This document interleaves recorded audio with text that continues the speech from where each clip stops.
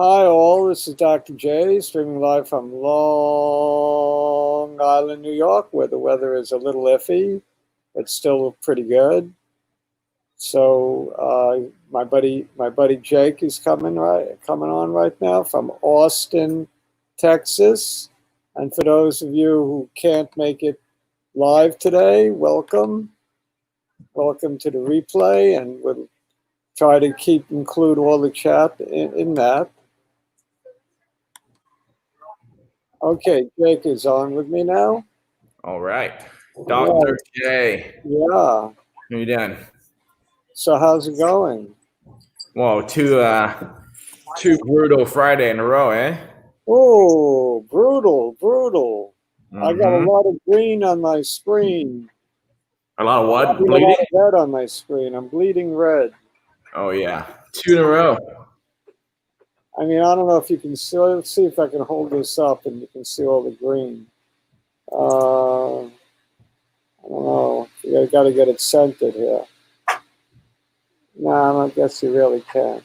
But there's so much green. I got a lot of stocks that I follow, not all that I own, and they're all bleeding red today. Oh yeah. My only stocks that are green so far, as I flip through this, is athx, strangely enough, CVM, strangely enough. That is strange. Yeah. Also CODX. Maybe one or two others outside of Biotech. Of course, Amazon is saving my day today, and that should have been higher.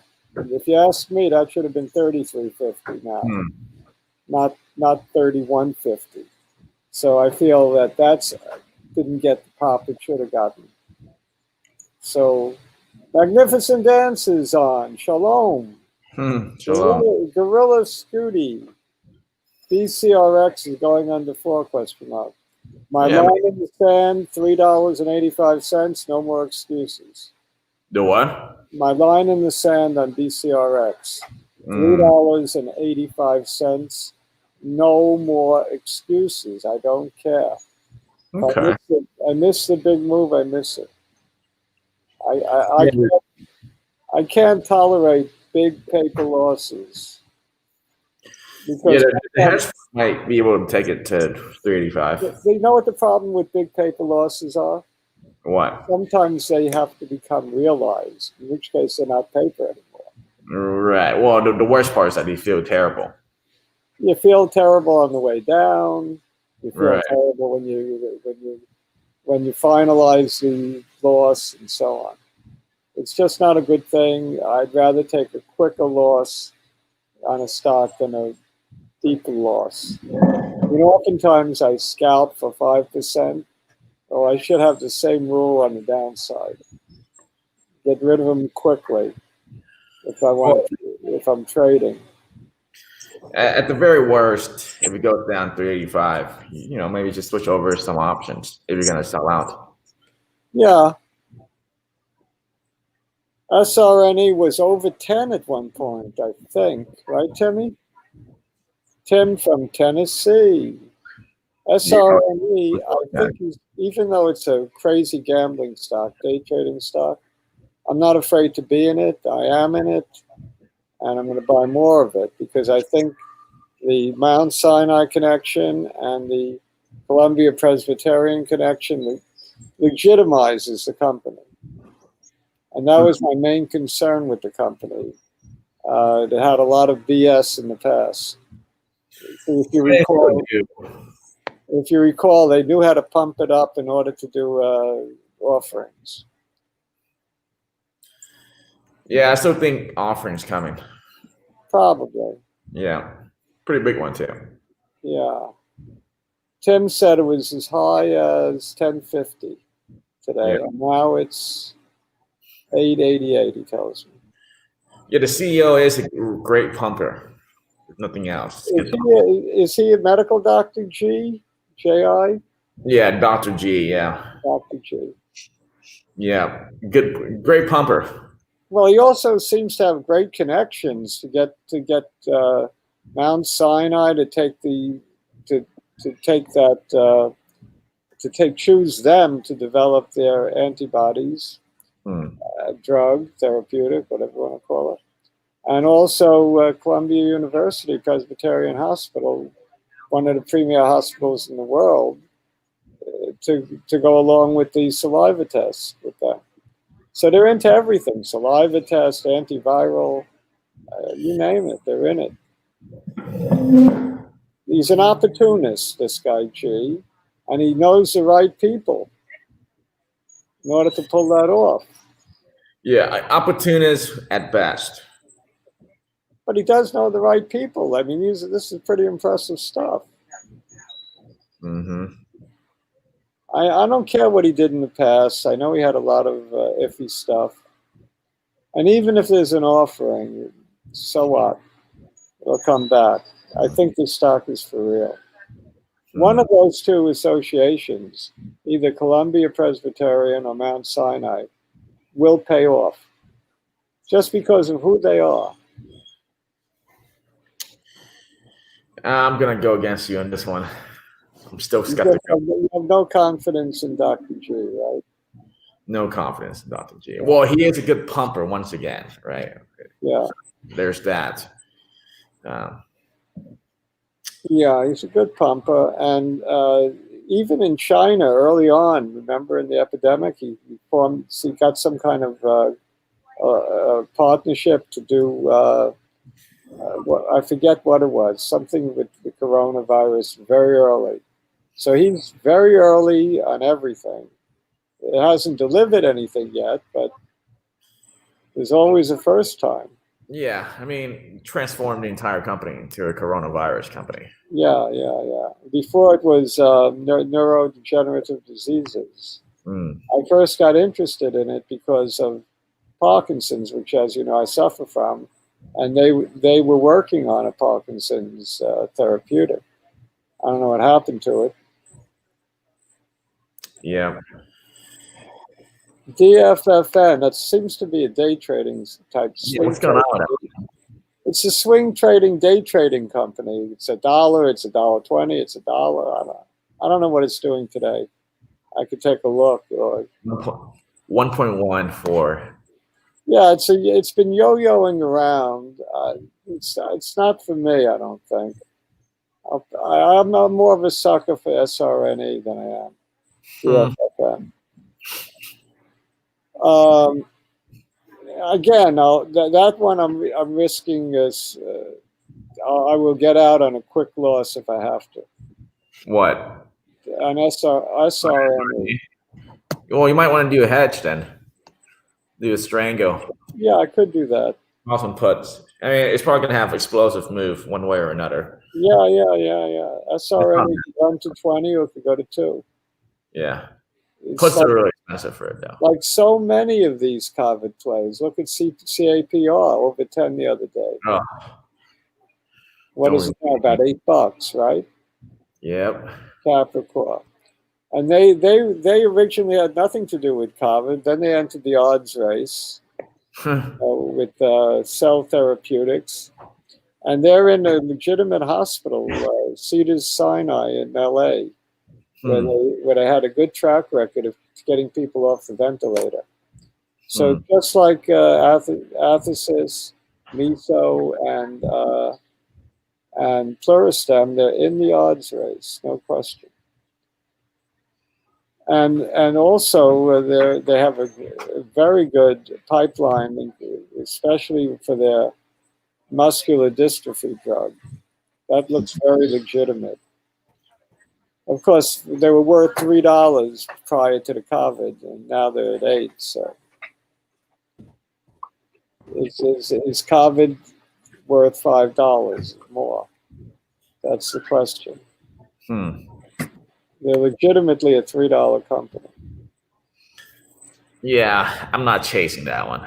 No, I didn't. I suspect. No way. Yeah. Magnificent Answer has some more SRNE news. Oh yeah, they lied about a buyout, right? Yeah, they did it like 3 times. So most of their institutional owners are from China. Yeah. Yeah, they did the whole we rejected the buyout like 3 times. Yeah, yeah, yeah. That was his gimmick to run it up. Hmm.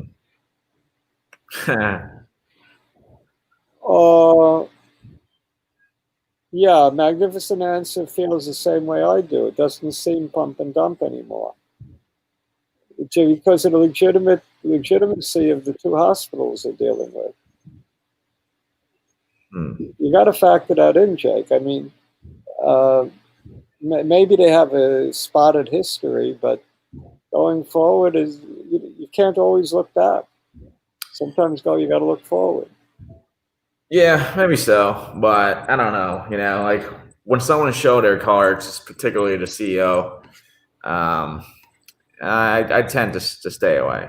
Yet Mount Sinai knows his spotted history, and so does Columbia Presbyterian, and they're dealing with him.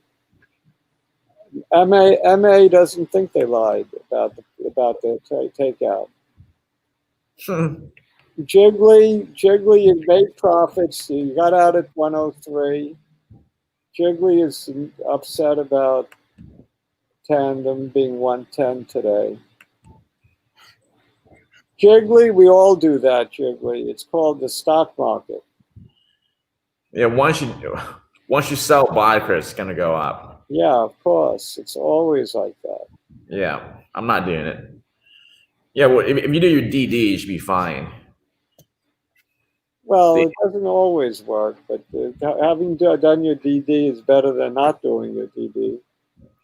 Yeah, but doing the DD is the only thing that's going to stop you from or decrease your chance of selling at the wrong time. Right, that's true. Warren Buffett, when he commits to a stock and it goes down, he buys more. Yeah, that's what I've been doing with bicrx. But he is Warren Buffett. Not everybody is Warren Buffett. Yeah, he made some bad calls as well. Of course he did. Right, Delta one was ridiculous. I told you on the phone today that I would have shorted, which I don't do often, Royal Caribbean, the cruise ship line at 60. But Ray Diallo from Bridgewater Capital, I think had a buy on it with a target of 70. So that dissuaded me, and I guess I shouldn't have been dissuaded. I mean, puts. Just do puts. Yeah, yeah. But yeah, like I was telling you, what can we tell Jiggly to make him feel better? He went into BCRX with the money he profited from Tandem. What can we tell him to make him feel better? Who, Jigglypuff? Yeah.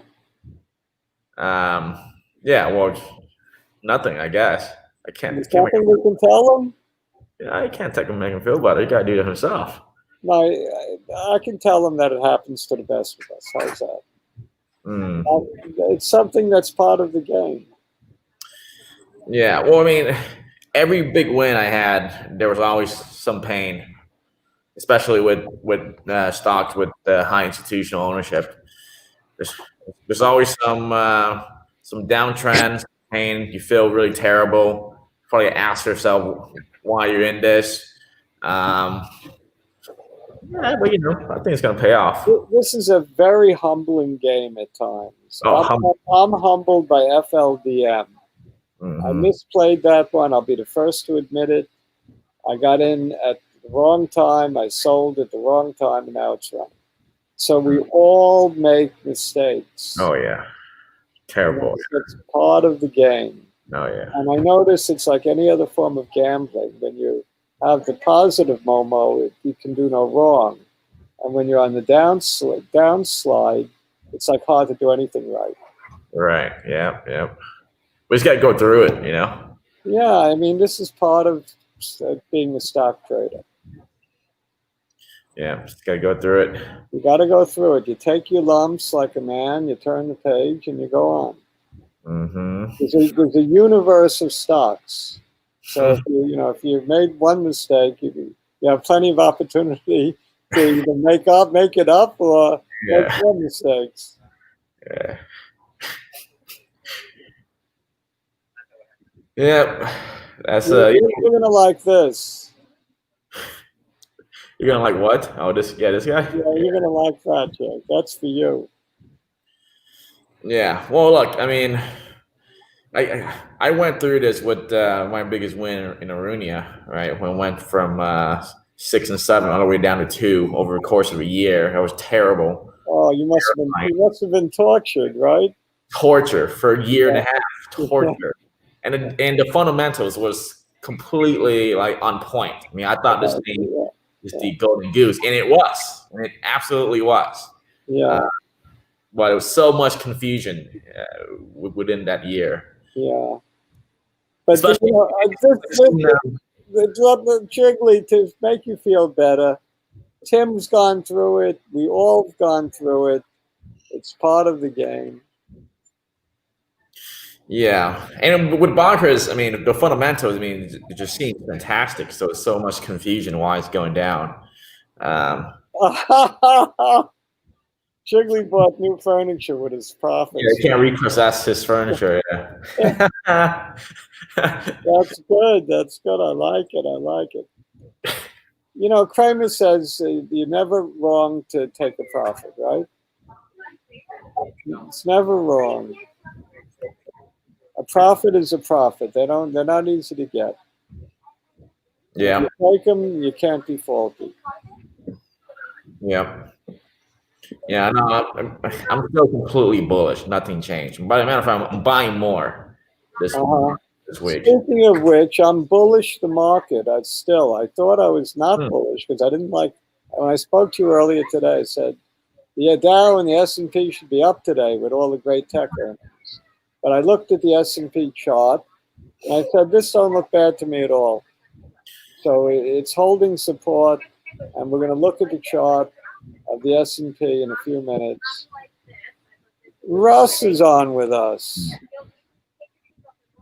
We have about 3 Russes. I'm not sure which one this is.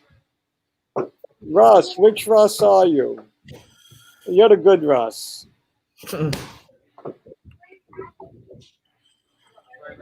All right, so we got the brothers from Vermont and Tennessee are here today. David is here, Jigglypuff. Well, what could be bad? It's a rainy Friday in eastern Long Island. It looks like a beautiful day in Austin, Texas. Well, I'm inside, but there's a lot of natural sunlight coming in. Yeah. Oh, I see. Okay. Yeah. But it's a nice day, right? Yeah. It's not too bad. Not too bad. All right, so we're going to go into the screen sharing mode. I want to show the charts of athx, which is interesting, CVM. Very interesting. One of my viewers, one of our viewers, sent me a DM on Twitter saying that CVM has formed a head and shoulders pattern. So I took a look at it, and you can argue that there's a head and shoulders pattern, which of course is bearish. But I'm going to look at it and show why I'm not concerned. You can make the case that it is indeed head and shoulders, but I'm not concerned. First of all, I'm not overly fond of that particular pattern. People say that head and shoulders, oh my goodness, it's the end of the world. I found that not to be the case in general. It seldom pans out the way people think it's going to pan out. Anyway, let's share a screen. I mean, you think it's a little too close to data here for these things to have a big impact? You know, a chartist doesn't care about data. They don't want to know any fundamentals. A pure chartist doesn't care. It's all in the charts. The data is in the charts. So, in other words, it broke through the neckline. Therefore, it's going down to $6 a share. And they don't care what the rest of the story is. That's the true technical analyst. I don't want to know from the fundamentals. That's not me, but that's a true technical analyst. Right. I'm like a hybrid. I do care about the fundamentals because I don't totally trust the charts. I don't totally trust the fundamentals. I don't totally trust anything. My Yeah. most accurate indicator is my gut. Yeah, I'm skeptical as well. Russ is higher vibrations. So Russ told me he was doing well in SNGX. Is that still doing well, Russ? Are you out of it or what? I remember Russ telling me he was pretty excited about that one. And Brian apparently knows higher vibration from Twits, from stock Twits. Oh, nice. Yeah. Okay, so when people come on to YouTube, use different names, it's a little bit confusing sometimes. All right, let me get to that chart before time is up.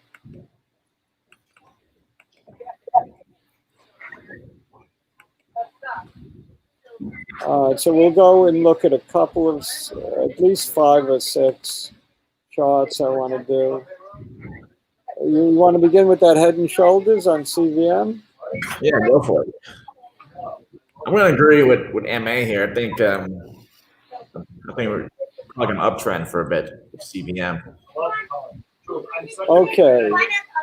Where are they seeing the head and shoulders? Well, obviously they're talking about this as being the head.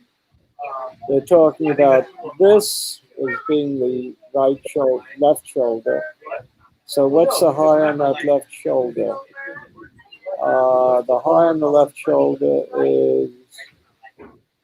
is 1489. And they're talking about the neckline being right here at 1212. No, the neckline being right here. Is this 1212? I guess so. 1212.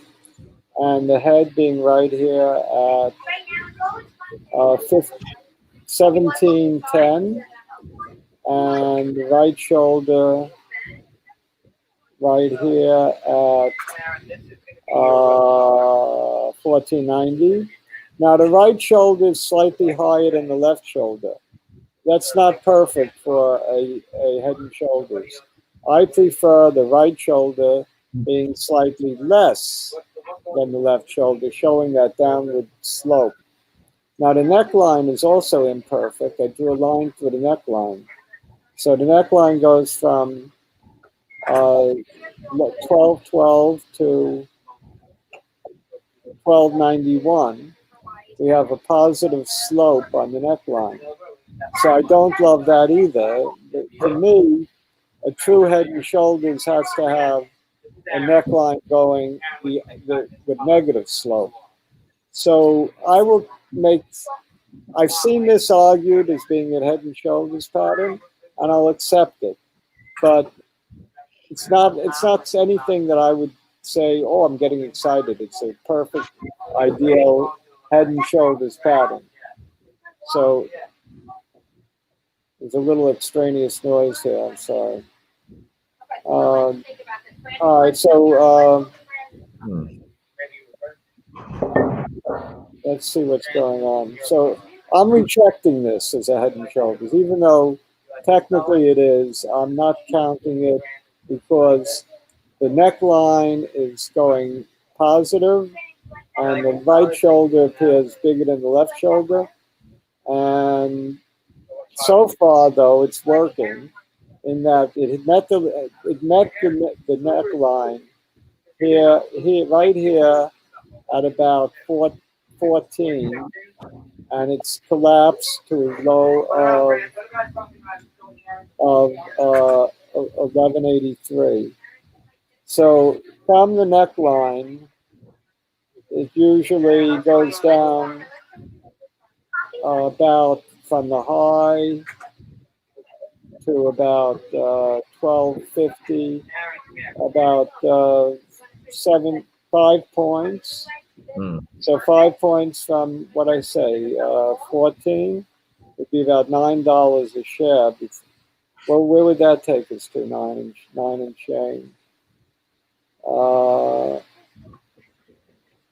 What low would that be? Right about Yeah, it almost makes sense because that 964 is a key level. If it hits at 964, then I'll say, okay, the head and shoulders work. But if it doesn't, I'll say it didn't work. And we'll end the discussion of the head and shoulders because I want to hear what your thinking is these days on sell side. It's up 11 cents today, by the way. Yeah. I mean, obviously, I'm a lot more skeptical nowadays than I used to be. Only because a couple of questions I couldn't get answers. The same thing every time, right? Yeah. So yeah. I mean, the technicals mean very little to me right now since data is around the corner. Or maybe it's not around the corner, right? Maybe it's going to take another 6 months. I don't know. I'm holding some options, but I'm shaving off a little bit. Once again, no one answered what happened in 2014 and 16. Well, there's an answer, but you just don't like the answer.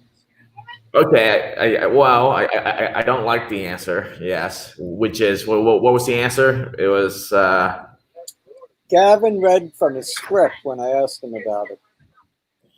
Yeah. He said in 14, there was no stoppage of the trial. It was just a concern raised, which didn't materialize. And in 16, it became whatever. What was the next topic? 16?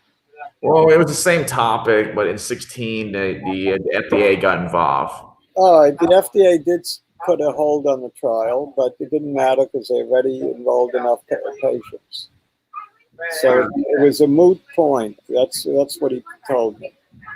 Yeah. So what happened? Right. 14. IDMC recommended trial be shut down for safety and efficacy reasons. CVM. According to Gavin, it was never shut down. A concern was raised, but it was never right. Well, the IDMC recommended that it be stopped, but the company can continue the trial against the recommendation of the IDMC. And in 16, the IDMC, well, the FDA got involved, but they allow it to continue. Now, the case against the continuation is that, well, everyone is already dosed. So, actually, everyone was enrolled, but those who hadn't been dosed yet were allowed to be. I have to check on that because I think the last patient. You might be talking 4 or 5 people. It doesn't much matter. Yeah, because the last patient was dosed in 16. Yeah. So yeah, I mean that scares me, and no one told me like exactly what happened, and the explanation against it is because of the CRO fault. But I haven't figured out why the old CEO is to blame for that. It's the same reason Trump blames Obama for everything. Yeah, I mean,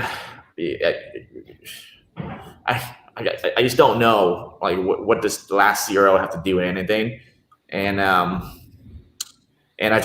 try to look up the legal documents, but they went to arbitration, so there isn't any publicly available documentation for what happened in the case. Yeah. No, it's yeah. There's a lot of just wordage the verbiage that you'll get out of the company that doesn't mean much as a way of an explanation. I agree. Yeah. But nevertheless, the trial went to completion, despite all of this, and despite all concerns, safety concerns. Apparently, there were no efficacy concerns raised. There was no futility, so it was showing some kind of therapeutic effect. Apparently, in 14, it was concern over efficacy and safety. Is that right?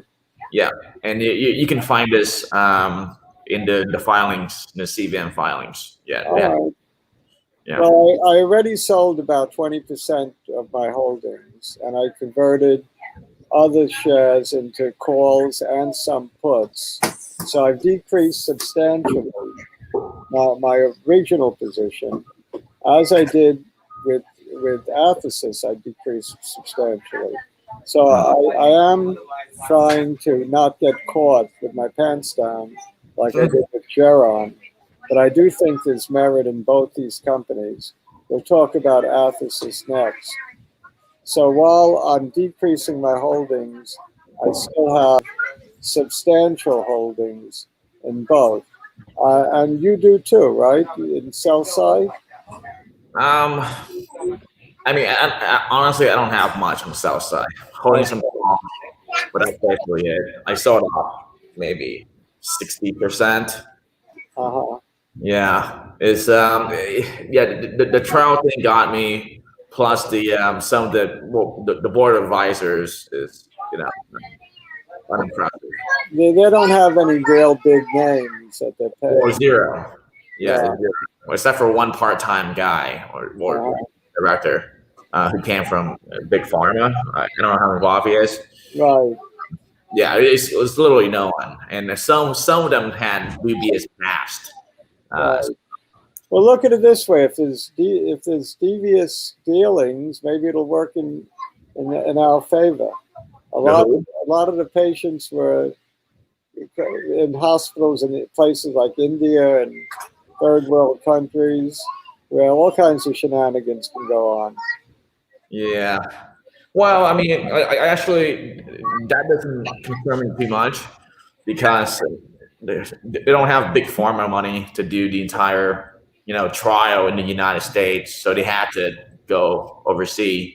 Right. But what I'm saying is, if they're going to fool around, mess around with the results and do things that are illegal, that would be a good place to try doing it. Yeah. Okay. Interesting. I see what you're saying. Yeah. Okay. Yeah. I mean, that could be like another bull case. Is that they could? That's right. That would be a bull case. In other words, if the results are bullshit, we benefit. Right. Okay. That is a strong bull case. That's a strong. Plus, the trial lasted longer than it should have. It's obviously the biggest bull case. Yeah, that's the trial lasted longer than it should have. That's the big bull case. You're right. That's in my opinion, the biggest and maybe the only one. Costco has a predictive model that proves that the results are going to be good. You believe that? Yeah. Oof. That's why I'm holding, right? For that bull case. No, you don't believe that, do you? I don't believe it either, because you can have 20 different models that meet that to some extent or another meet the parameters of the study and get different results. Yeah. There's too many factors, Yeah, but you heard of the expression statistics lies in statistics? Yeah. So, but the thing is, if statistics lie and we get a OS over 20%, 30%, I mean, we'll make money. So I would rather not make money on BX, but that is still a bull case. Hey, if somebody's going to be making money on it, it might as well be us. Yeah, that's true.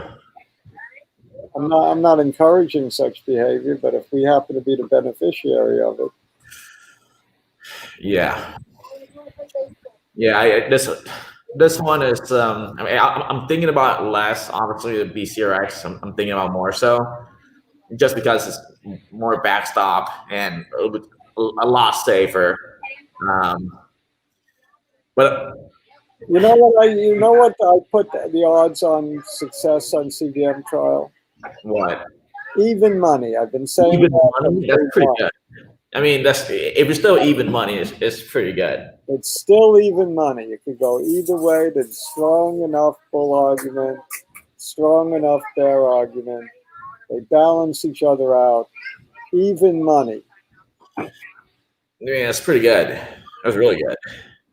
And I still think you're getting 10 to 1 or more. Yeah, I mean, look, I'll be celebrating with you if data hits.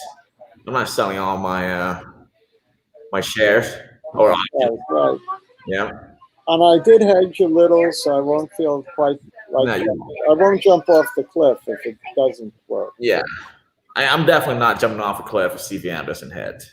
Yeah. Yeah. Especially if it hits the next 3 weeks. So.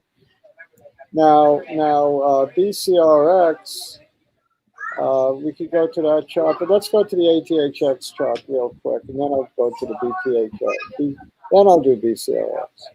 I also want to do SPY very much. Yeah. Yeah. I'll answer Jigglypuff on the odds.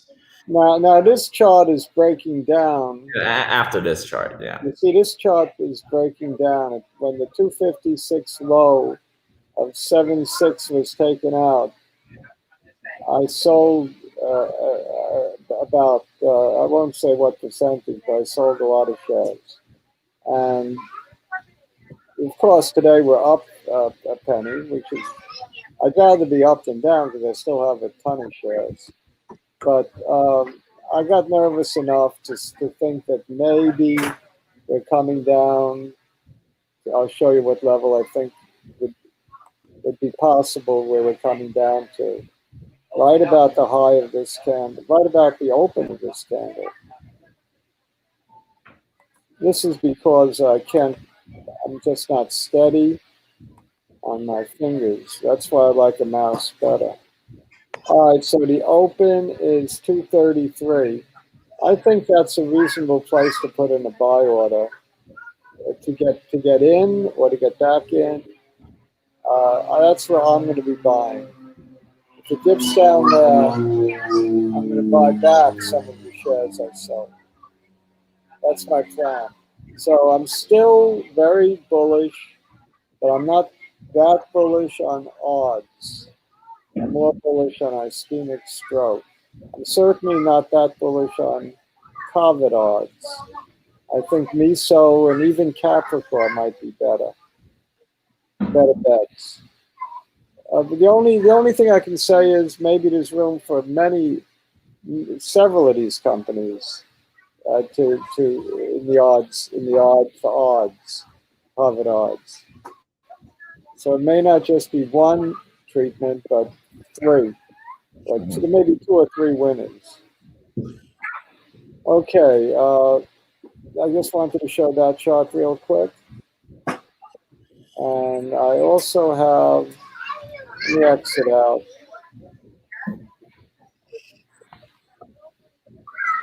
Capricorn on Wednesday, I picked the exact buy point. I said buy at 705. If you missed the run, that was when it was like 950. I told Spike. Spike asked me, so I told 705 looked good. CYTK, what am I doing there? Well, I might as well look at it. Yeah, what are you doing there? I don't know how I got here, but I'll look at it. All right. I happen to own a lot of it, and the stock broke down. Now the line is if it goes below 2020, that's not a good sign because then the next real support is at 1932. So I have a decision to make what to do. I also like the middle of big green candles for stopping points on a decline. The middle of this candle from close to open is about $1, so about 50 cents from the open, about 21.30. It's already below that. So this would be an ideal place for it to stop, in my mind. Stop going down, I mean. If it doesn't, then I got to seriously consider selling this thing. I don't want to write it down all the way to fill this gap here. That would make me crazy. So I'm not going to allow that. So I'll be selling at least some at around, if it goes below 2020. My line in the sand is 2020, I guess. All right. Don't know exactly how I got there, but I got there. They're, of course, they're due for results fourth quarter with Amgen, their partner, on heart failure drug. So, I mean, it might be really good, but right now it's getting creamed, along with many other biotechs for that matter. Mankind. I'm getting stocks. I don't even know how I'm getting them. Yeah, how are you getting here? Well, I mean, you already preloaded it. I must have had it before, yeah. Yeah, by the way, I was laughing at Jigglypuff's comment about first was friendly prey, and then now he's just in deep. Yeah. I can understand that. Well, this one made a new higher high today than yesterday, but it sold off after that. I think I'd be nervous if it broke. If it broke this low, I'm probably going to sell my Mankind. I do have a position in it. So if it breaks 155, which it very well may do, I might just get rid of it. Because, you know, you were looking at potential drop into the 138 area. So I don't want. I'll probably dump it if it's below 155. Depending on my mood. I don't own a lot of it, so I may not dump it. Mankind, of course, has a freezer. It has a freezer, and that's a diabetes drug, mealtime insulin that they inhale. SPX. Sorry for the background noise. There's a lot of grandkids running around. And I'm outdoors, so it's hard for me to control the environment. Anyway,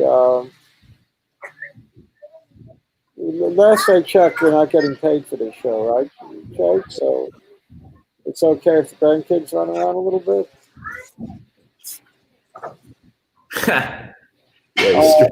The high is 327 on 722, and what I like about the S&P is this very strong support line right here at 3204. So it's 50 points above support already. I would be bullish on the S&P. I would be buying spiders as opposed to selling them. And that's contrary to what I told you on the phone earlier, because I hadn't looked at the chart. Yeah, now you look at the chart. You see, you get a different perspective when you look at the chart. Mm-hmm. My perspective is we have strong support, and I'd be a buyer as opposed to a seller. Even though it's a disappointing day, should have been a lot higher than it is, considering the Apple, Facebook, and Amazon news. Here's your favorite stock. What can I say? I drew a line in the sand right there at 385. It's a yucky looking chart. If it's any consolation, that there's no head and shoulders there. And Yeah, it's still going down. So yeah. Well, I'll have some consolation for you. Yeah. So, let's go back to the odds. And you, Jigglypuff asked, "What's the odds?" Okay, what do you put the odds at? The odds of it going over 15 or 10, right? Let's say the odds of collapsing to back to the lows at $2 versus going up to 12. Yeah. All right. So let's walk through risk and positives. Right. Positives, of course, galidesivir. It's also a risk because to me that's probably the one thing right now that is the unknown. Right. The galidesivir. Yep. And it could be holding the company back or the stock back because everyone's waiting on that news. Is it better than hydroxychloroquine? It's significantly better. I think it should be the best antiviral. Yeah, with the risk there is some political shenanigans that's holding it back. Maybe they can't talk about it. I mean, they definitely can't talk about it because it's run by the government, right? So I actually don't think it's Stonehouse fault that we're in a silent period. But let's put galidesivir out of the equation. You have factor D any day now, right? We're going to find out some data on that. If it's good, it should add a ton to the market cap. I mean, Achillion bought, what was that, $1 billion, right? For the factor D drug? Yeah. Yeah. So factor D is in play. That's any day now. You got the Japan approval with the 20 million Torii payment. That should be any day now as well. So you got two extremely short-term catalysts that should drive the price up. And in December for I can never pronounce this drug name. That's probably part of the problem, right? But every one of their drugs I can't pronounce. The one that was approved, Paramavir. Am I saying that right? Yeah. What do you know? I said something right. Yeah, they have all very hard to pronounce drugs. Yes. Yeah, very hard. Yeah, very hard to pronounce. Yes. So that's in December. That's that should be the safety backstop catalyst, right? If all else fail, you still have that. So the risk is relatively low within the 6 months time frame. Now, a big risk is I usually don't play commercialized drug company. Biotech that is now commercializing a drug.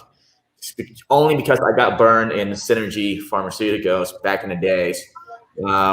This company completely different. They're hiring a ton of people. They're burning more money as well. So in a long 1 or 2 year time frame, I don't know. But in the next 6 months, it should be relatively safe with all the catalysts outside of galidesivir. Yeah, I mean, it's right now. It's a COVID-19 play. So it's mainly a galley play. So if galley comes through, I think you can multiply by 3, whatever the stock is at. You get $12, 3-bagger, and probably overnight. Yeah, I mean, well, I think it's higher than 12. I think it's probably 15. Maybe adding all the other stuff, right? The Japan approval, the factor D. I'm talking galley alone. Yeah, galley alone. I mean, who knows what it could be? Like, honestly, no one knows. Could be 12, could be 25, could be 30. Like, you should know. I mean, it could get a big. Yeah. I mean, if it's clearly better than hydroxychloroquine, it still doesn't prove it's better than remdesivir. This is against remdesivir. I mean, I think it's going to be better than remdesivir. It has the same mechanism of action, essentially. Yeah. Your stuff is a lot less toxic and available in oral form. Well, I would have been better if the trial were a U.S.-based trial. Yeah, well, the reason why it's in Brazil is because they're already doing a trial over there. And there was plenty of COVID in Brazil. Yeah, well, no, that and because they're doing a yellow fever trial, and I mean, AstraZeneca is testing its vaccine in Brazil along with UK. So you know, there's legitimacy for testing in Brazil. Yeah. I don't know. I still have my line in the sand. I will be selling at least half on a break of that line. All right, half's not bad, but Yeah, but hopefully it doesn't get there, 385. In the meanwhile, I've been buying almost every day. yeah, So, me too. Every day. almost every day. I wouldn't expect much from ER, by the way. Yeah, we seldom get much on earnings. Yeah.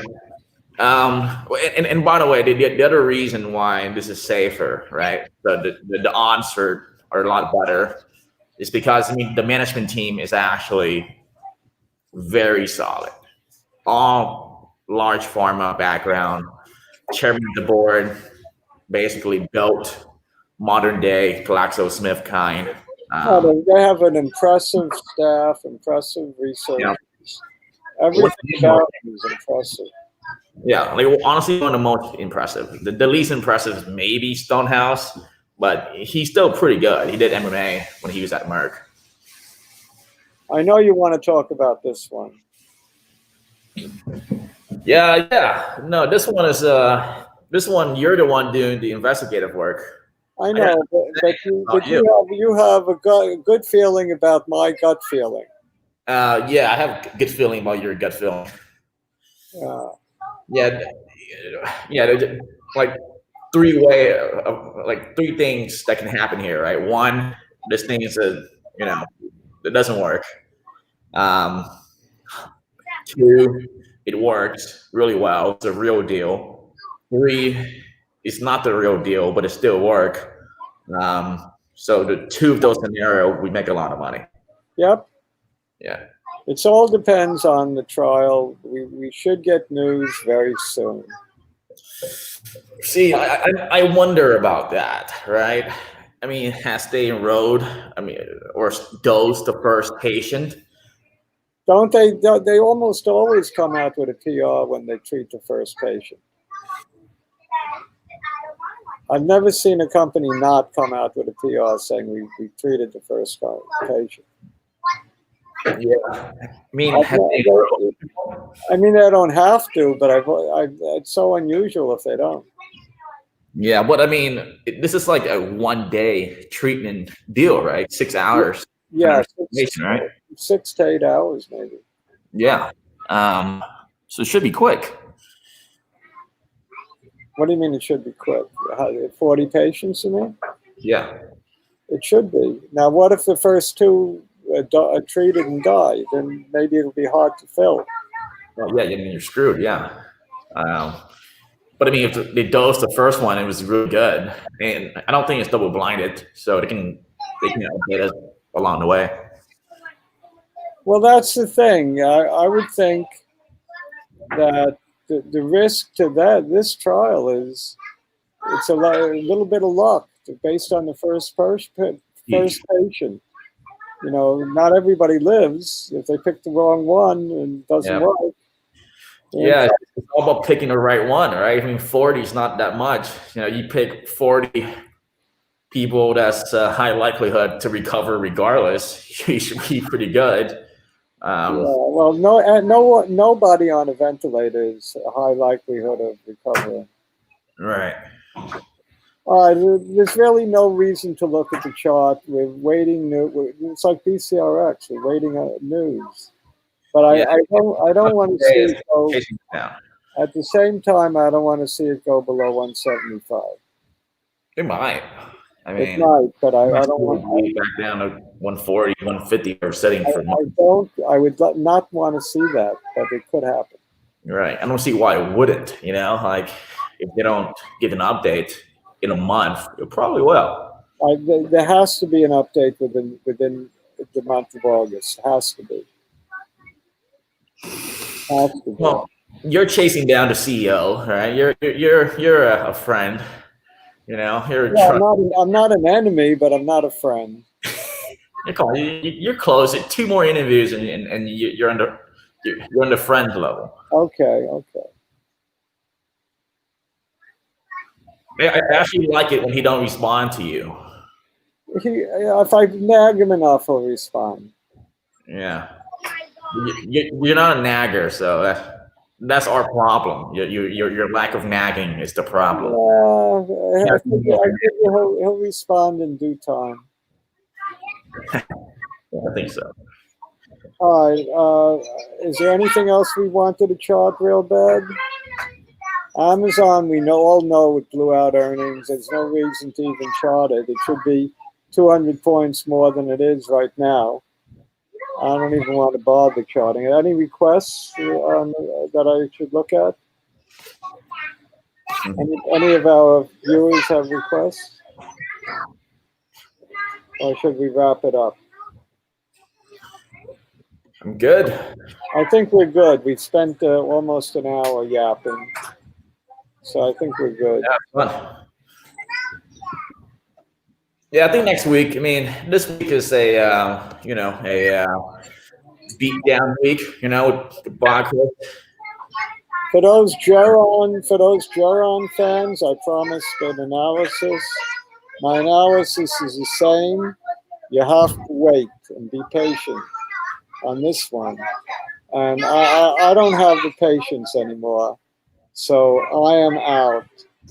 And I've been in and out so many times. Oh, Pete wanted iRobot. Next time, Pete. I didn't. I'm cabinet guy aemd. All right, I sold my aemd just the other day, so I have some interest in it, but not as much as I used to. And please, iRobot, please. All right, I can't turn down please. Not from Pete. Pete's one of the good guys. Yeah.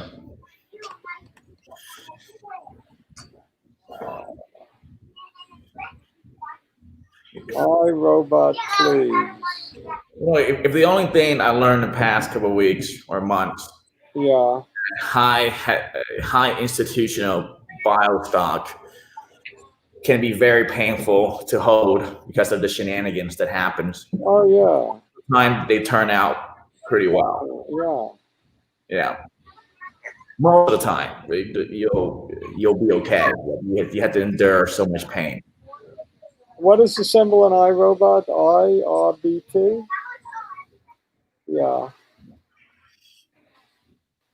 $72 down 2%. Bottoming, it looks like it's trying to put in the bottom here, Pete. Looks like a bottoming pattern, which is good. Down this one. Definitely trying to put in the bottom here. Because the alternative is to collapse to lower levels. So you want to see this bottom stay. What's the recent low? $70.75. If not, it could be trouble. If it goes below that, maybe it's looking to fill this gap here at $62.92 or $63. So you want that bottom to hold, the one that was made a couple of days ago. And it looks like a beautiful bottoming pattern. Looks like it's curving up. I mean, a picture says 1,000 words, right? It looks good. I don't know what they do. I guess they're robotics company. But a quick look is favorable. It was a little scary the way it plummeted, but it looks like it's getting finding its bottom now. Yeah, if I owned it and I saw that three big red candles down, I'd be pretty upset. All right, I'm sorry that I left that Brian Will Hello Higher Vibration on while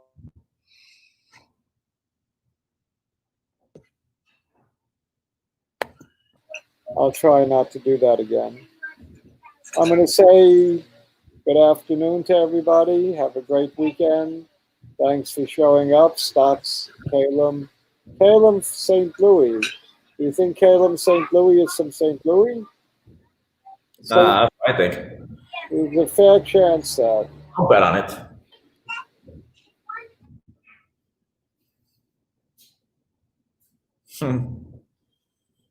I think we were talking about EV, right? You said looks like it maybe over the EV phase. Yeah, I don't know. I mean, maybe a couple of weeks and getting on a good run, another rotation back to EV. From your neck of the woods up in Canada. No, you're not from Ottawa. You have your office in Toronto, right? Yeah, Toronto.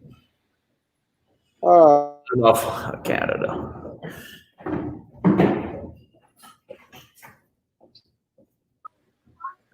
Montreal Canadiens. And what's the Ottawa team? I think they have a team. All right, anyway. No, they don't have a team. All right. Adios, amigos. See you next week. Yep. See you. Bye-bye.